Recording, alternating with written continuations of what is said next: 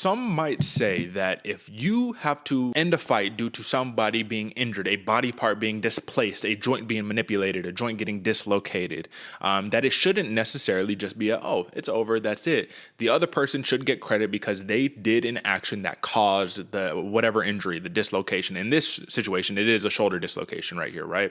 So Yair Rodriguez, he had cinched up Brian Ortega's arm.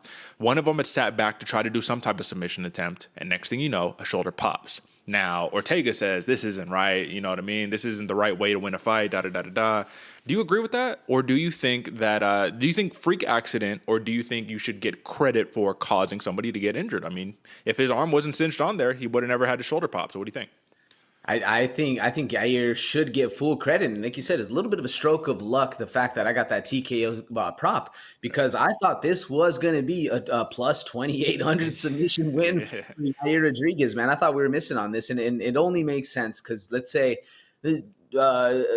situation aside, right? You're driving in a car. Yeah. You hit another car. Well, you caused the accident. You are responsible for it, all that stuff. Same thing. If you put yourself in a situation in which, you have an arm locked up and then that guy's arm pops, I mean, sure, it wasn't the classical, straight arm bar you're trying to get it to pop, but it still popped out of place. I feel like you 100% get credit for it, especially since the referee, and in my mind, a TKO, a technical knockout, is when the ref comes in and has to save you, or your corner, throws in the towel, whatever the case may be, where the ref actually has to come and stop it. The ref didn't stop it. The fighter stopped it. Yeah. That usually means submission. Either somebody tapped, they went to sleep, or they, the whole, tap, nap, or snap, you already know. Yeah. But I feel like this is a whole, since the fighter stopped it, and because of the act that was happening, I think if I was Yair, I would have been like, yo, Doug, I put you in that situation. I pulled your shoulder out of place. Sorry. Well, I think you have a fair point there. I think you definitely have a fair point there. And for the bettors, right, anybody who took the dart and they said submission plus 2,800, I know you're mad as hell right now. But TKO is a TKO. But this is kind of similar to the Amanda Lemos, Michelle Waterson Gomez fight, right? Where, I mean, she felt the tap and she just stopped it. The referee didn't do anything about it. And that was sportsmanship, right? And this is the same situation here. Great sportsmanship. But let's talk big picture now. We didn't really get to see the fight take place, really, right? But it did seem like Yair was doing the right thing. He was outstriking Ortega on the feet, and Ortega was getting the better of him in the grappling exchanges. Big picture. Does Yair get Volkanovski next after a win like this? Does he need to fight another? I feels like this Yair Rodriguez fights are cursed, right? The Jeremy Stevens eye poke main event. Oh, no contest. Have to fight again. This one, shoulder injury. It's a win. Does he get a title shot with this? I unfortunately do not think so, especially with how much the champ is looking to move up to 155 pounds, man. I think with the star-studded performance, there would have been no denying it. Now it's like, well, did you win? And I think that everybody gets, and yes, I think he won, and I think 100%.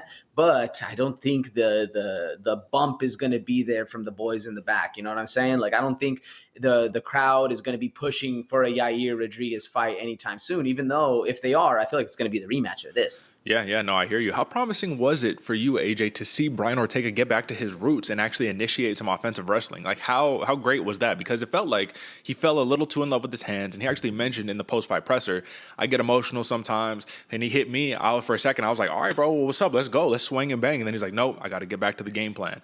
That shows evolution. That shows an improving fighter, right? So is this a good omen for the future of Brian Ortega?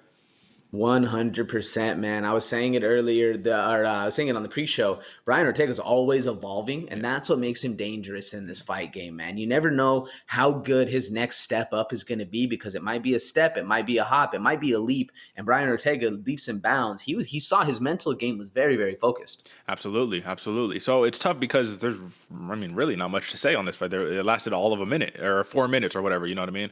It lasted very short, not even a round. I didn't see anything particularly new from either fighter, right? But I did see more poise from Yair Rodriguez, right? He didn't start off just swinging crazy, just throwing everything into his hooks. Ortega, he didn't get lulled into the gunfight. Hopefully we see a rematch. Rodriguez said he was down. I think the biggest part is that there's so much respect between these two fighters that they probably will run it back if the timelines match, because Ortega is talking about, I already had 2 shoulder surgeries. This is probably going to need a third one. And if you need a third one, man, we could be talking about a fighter whose career is prematurely not ended, but marred due to injuries, which is always sad. You never want to see that, right? So big take, bold prediction right here. Does Brian Ortega ever wrap UFC gold around his waist? Ooh, man. I hope so, but at the same point, there's something about, especially with the way he's fighting, with he's only 31. So let's say a shoulder injury, if he puts you back a year and a half, 2 years, and then you have to fight up to it. You're getting back into the groove. We're talking 3, 4. He's 35 plus. Ooh, and 145 pounds, man. It sounds like a very tall task to conquer personally. I want to say yes. I want to say he grabs the goal, but I have the feeling it's not going to happen. What about you, Derek? What do you think? That was a very long-winded way of saying no, right?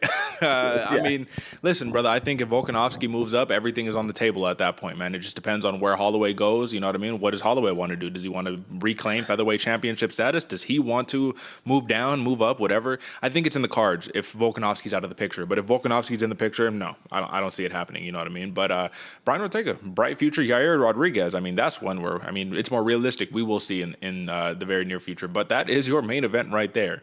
Or what was supposed to be a great main event. But either way,